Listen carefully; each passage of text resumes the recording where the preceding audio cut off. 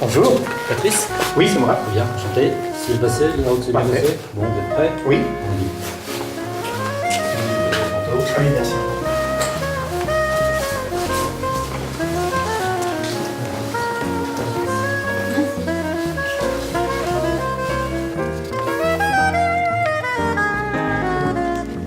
Bonjour, Bonjour. asseyez-vous, retirez votre veste si vous voulez, il fait chaud, vous serez plus à l'aise.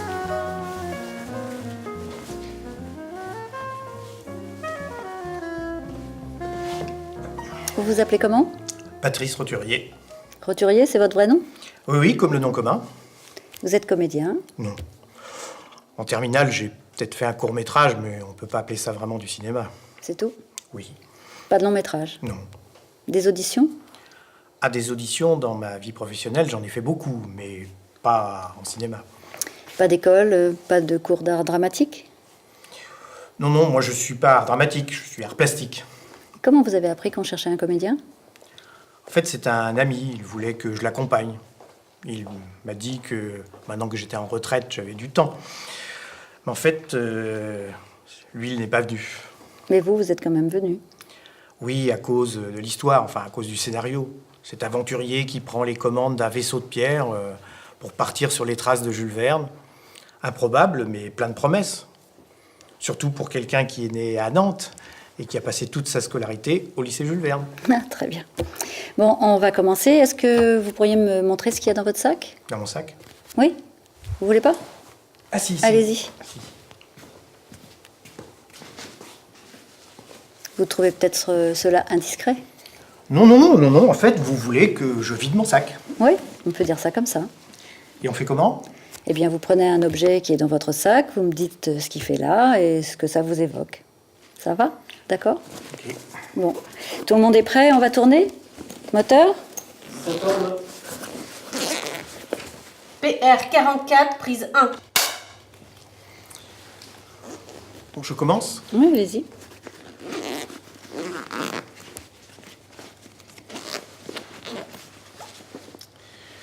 Ben, ça commence bien. Vous me reconnaissez? Pas vraiment. Bien, ce matin, en fait, en faisant du ménage dans mon garage, j'ai retrouvé cette marionnette de mousse. J'avais des cheveux et de la barbe à l'époque. En fait, je crois que c'est une étudiante de première année qui avait fait ce travail en atelier. L'exercice, ça devait être l'intrus. Il fallait oser, mais c'était quand même très réussi. On continue. Ok.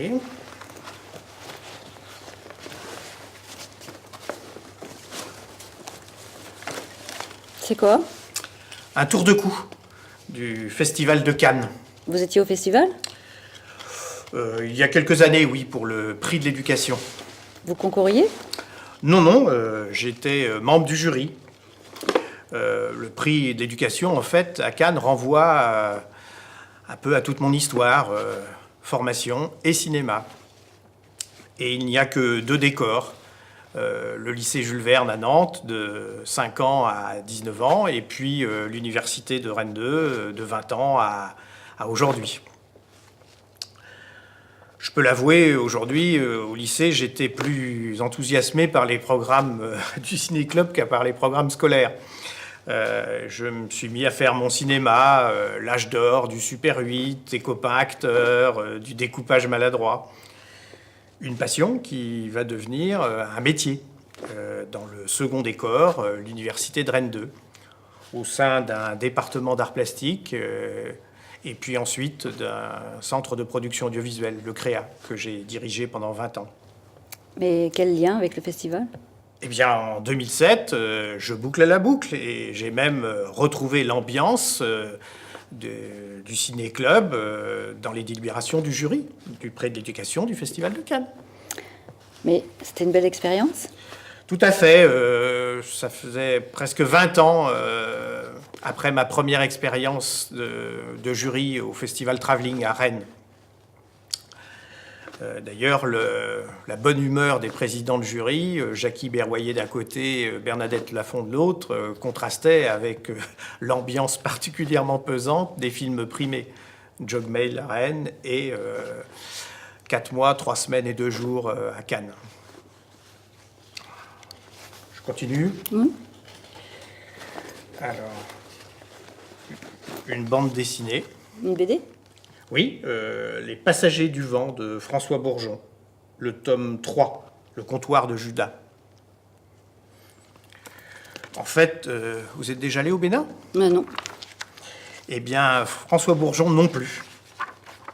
Et c'est ce qui est étonnant, puisque quand je montrais aux habitants de Ouidah le célèbre comptoir du commerce triangulaire, ces images, eh bien, les habitants reconnaissaient immédiatement et m'emmenaient directement sur les lieux de tournage. Mais vous tourniez quoi? Un documentaire sur la traite négrière. François Bourgeon, l'auteur de la BD, avait accepté de participer au projet. En fait, il a dessiné un vrai faux carnet de voyage d'après un récit autobiographique d'un armateur négrier nantais, Joseph Monneron. Et ce qui est étonnant, c'est que c'est en fait l'ancêtre de mon meilleur copain d'école. Et en fait, dans le musée de Ouidah, ce qui est assez surprenant, c'est que la maquette de ce fort, en fait, ce sont les dessins de François Bourgeon qui sont mis en évidence comme référence historique. C'est un peu l'éternel va-et-vient entre histoire et mémoire. Ah ben, à propos de mémoire, justement, un carnet et un stylo Petit Prince. Pour noter quoi? Pour noter, ça dépend des jours, une idée, une phrase, ce que j'ai lu dans un livre, un rêve, comme dans Le Petit Prince, justement. Vous avez lu Saint-Exupéry? Ah oui, j'ai lu Saint-Exupéry, oui. C'est même ma première expérience de scénographie. J'étais encore étudiant quand j'ai travaillé avec une petite école près de Redon.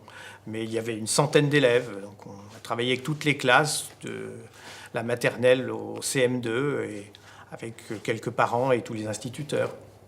Le carnet, c'est votre journal? Ah non, je n'écris pas tous les jours. Hein. Pourriez me lire quelque chose, comme ça, au Je hasard? veux dire quelque chose. Il y a deux manières de voir les objets. L'une en les voyant simplement et l'autre en les considérant avec attention. Voir simplement n'est autre chose que recevoir dans l'œil la forme et la ressemblance de la chose vue. Mais voir un objet en le considérant, c'est qu'outre la simple et naturelle réception de la forme dans l'œil, l'on cherche avec une attention particulière les moyens de bien connaître ce même objet. C'est de vous? Non, pas du tout. C'est de Nicolas Poussin, le peintre français du XVIIe siècle. En fait, j'ai soutenu une thèse sur 3 de ses œuvres en 1981. Je l'ai soutenu le jour de mon anniversaire, le 26 avril. J'ai obtenu la mention très bien. Beau cadeau, non? Vous voulez un petit peu de café? Non, merci. Bon, voilà, continuez. Je continue.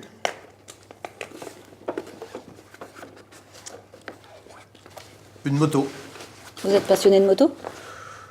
Non, c'est un cadeau en fait. C'est un cadeau pour quelqu'un que je n'ai pas vu depuis longtemps et que j'espère revoir bientôt pour partager des souvenirs. Quel souvenir? En fait, c'était une sacrée bande. C'était l'équipe de direction de l'université de Rennes 2.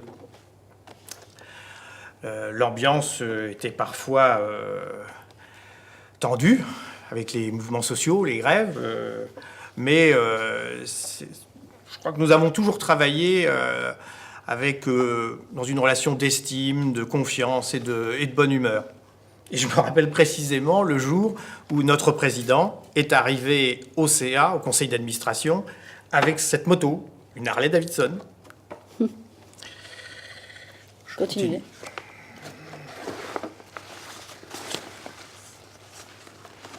Carte postale. C'est l'île de Berdère, dans le golfe du Morbihan. Vous y passez vos vacances? Non, c'est juste une belle rencontre avec la réalisatrice Agnès Varda. Elle animait un atelier sur la réforme du cinéma au lycée dans le cadre d'une université d'été. En fait, c'est ce jour-là que je l'ai entendu dire pour la première fois, si on m'ouvrait, si on ouvrait les gens, on verrait des paysages. Si on m'ouvrait moi, on verrait des plages. Très joli, en effet. Dites-moi, est-ce que vous aimez séduire? Drôle de question. Ouais, on aime tous séduire, non? Oui, mais faut être lucide, je ne suis pas Don Juan. En revanche, travailler sur le projet Don Giovanni dans tous ses écrans était très très séduisant. De quoi s'agissait-il?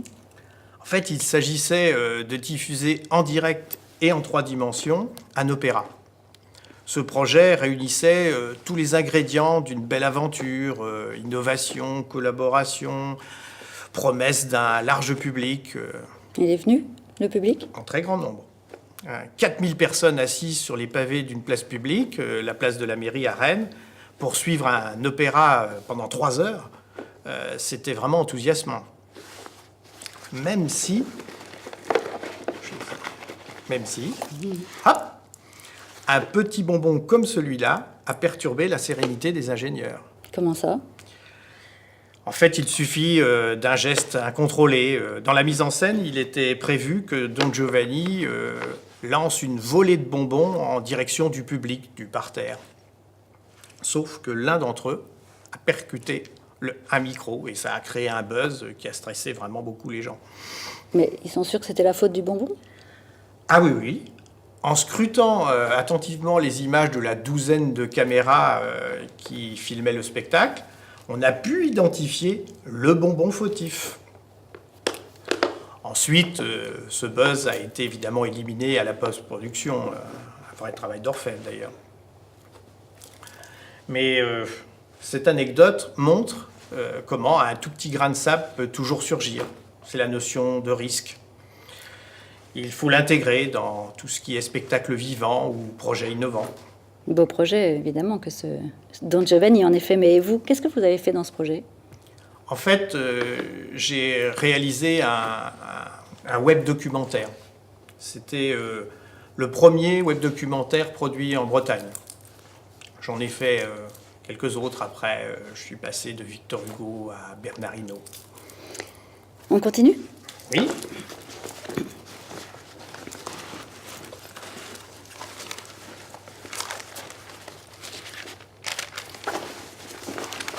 Un journal.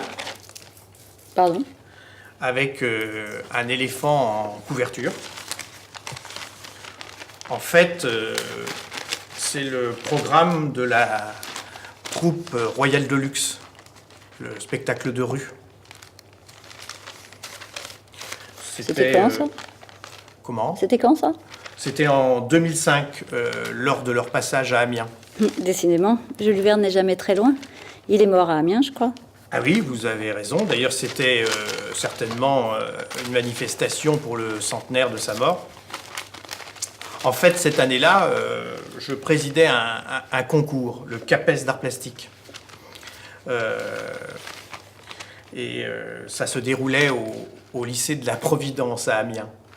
Lycée devenu très people aujourd'hui. Ah oui, l'établissement dans lequel enseignait la première dame. Et de quel concours s'agissait-il? Le CAPES, donc. Le CAPES, c'est un passage obligé pour les étudiants qui veulent devenir enseignants dans le secondaire. J'ai été président de ce concours pendant 5 ans. J'avais une très belle équipe autour de moi. Le jury, c'était une centaine de collègues qui venaient de toute la France. Et cela a été une expérience passionnante, enthousiasmante. Et Royal de Luxe dans tout ça? Ah oui, Royal de Luxe, eh bien, en revoyant cette image, je me dis que cette année-là, leur présence à Amiens aurait dû stimuler l'imaginaire des candidats. La fusée de la petite géante qui atterrit sur une place en détruisant tout le pavement, on était quelque part à mi-chemin entre le voyage dans la Lune de Méliès et voyage au centre de la Terre de Jules Verne. Et ça n'a pas été le cas pour l'imaginaire? Non, malheureusement, le stress l'emporte trop souvent sur la créativité. Vous avez des amis? PR44, prise 2. On était obligé de reprendre parce qu'on n'avait plus de batterie. Je vous demandais si vous aviez des amis. Des amis, je parlerais plutôt de complices, de tous ceux avec qui j'apprécie de travailler et d'échanger, même si pour certains d'entre eux, cela fait des années que je ne les ai pas vus. Il y en a beaucoup? Ah, si je pouvais tous les réunir, nous serions bien une centaine. Continuez. En fait, il n'y a plus grand-chose. C'est un tube de peinture bleue. Plus exactement, un tube de peinture cyan. Cyan comme convergence, Internet, audiovisuel, numérique. Une formation professionnelle au métier de l'image et du son, qui se déroule sur Internet à l'aide de ressources interactives. J'ai imaginé cette formation en 2002. Et d'une certaine manière, c'est parler du cinéma en faisant du cinéma. Mais la couleur cyan s'écrit avec un Y et non un I comme Internet? Oui, mais parfois la symbolique l'emporte sur l'orthographe. Vous avez un livre sur vous? Un livre? Oui, je crois. Vous pouvez me le montrer? C'est quoi? C'est un livre de poèmes, des hommes et du sel d'un auteur islandais, Sigurdur Pálsson. Ça tombe bien, la symbolique des mots est importante en poésie. Vous pouvez m'en lire un? Écoutez, je peux reprendre là où j'étais rendu dans le métro. Joue donc de la harpe celtique, et je brillerai comme soleil, sur ton cou et ton sourire et tes yeux.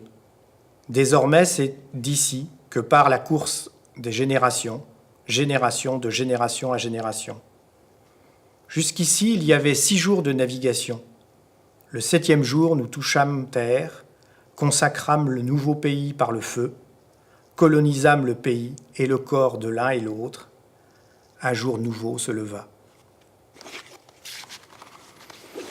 Est-ce que vous avez déjà rencontré l'homme de votre vie? Pardon? Oui, l'homme, celui qui, au premier regard, remplace tous les autres. Vous ne le connaissez pas, vous êtes sûr que d'une seule chose, c'est que le jour où il sera là, devant vous, vous saurez que c'est lui.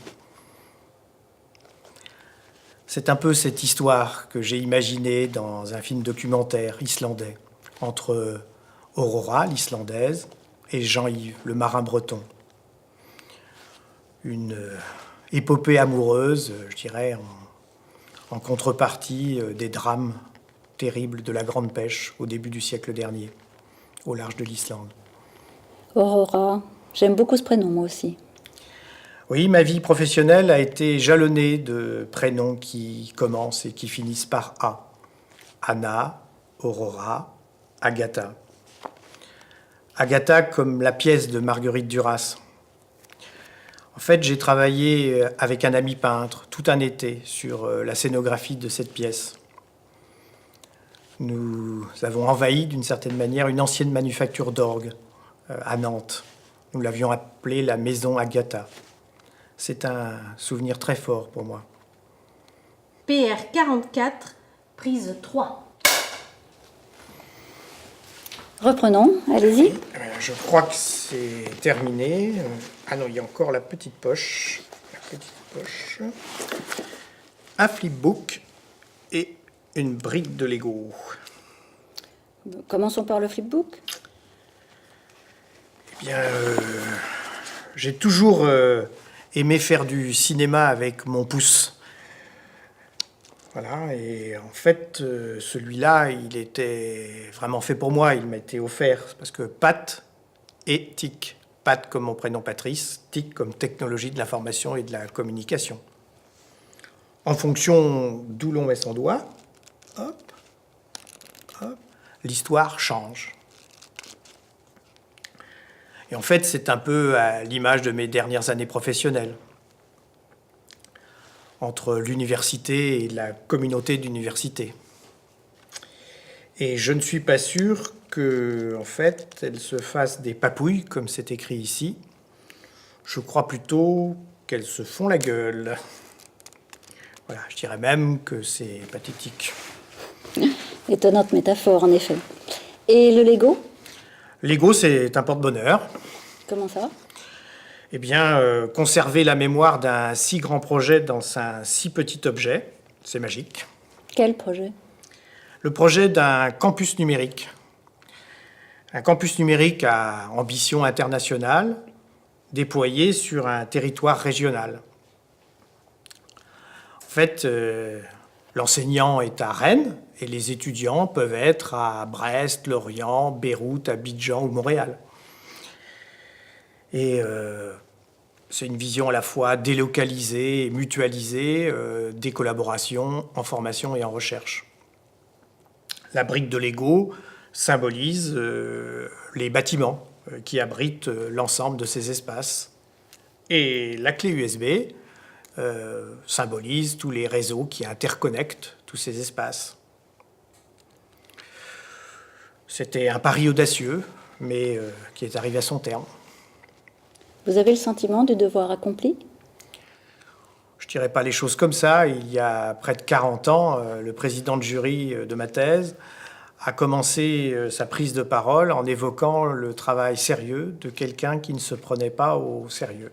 Eh bien, j'espère qu'il pourrait dire la même chose aujourd'hui. Bon, on peut couper. Les 15 minutes sont passées. Ah bon, déjà? Eh oui. Merci.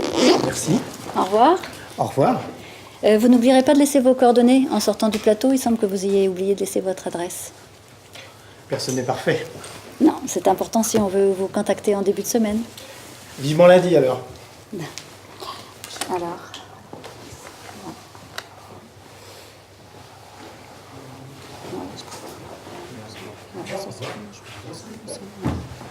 Ouais, ça c'est super. Merci.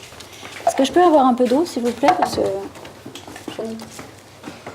Bon, il nous en reste 4. Est-ce que tu veux voir le suivant maintenant? je ferais bien une petite pause. D'accord. 10 minutes, un quart d'heure, tu leur dis? Ça va pas être Je vais long. les faire patienter. Ouais, Ok. d'accord, merci. D'accord, très bien. Francis, il a oublié son sac, là, Patrice. Tu le rappelles? Quoi, ce sac-là? Oui, ce sac-là. Il n'y a pas de sac. C'est pas à lui, ce sac. Mais si, on vient de tourner avec, Francis. Non, c'est pas son sac, là. J'ai bien vu, il est arrivé, il n'avait pas de sac. J'ai bien suivi, c'est pas à lui. Mais il est à qui, ce sac? Écoute, je ne sais pas. Bah, Est-ce que je peux récupérer mon sac, s'il vous plaît? Il est à toi, ce sac? Oui, c'est le mien. Merci. Ah,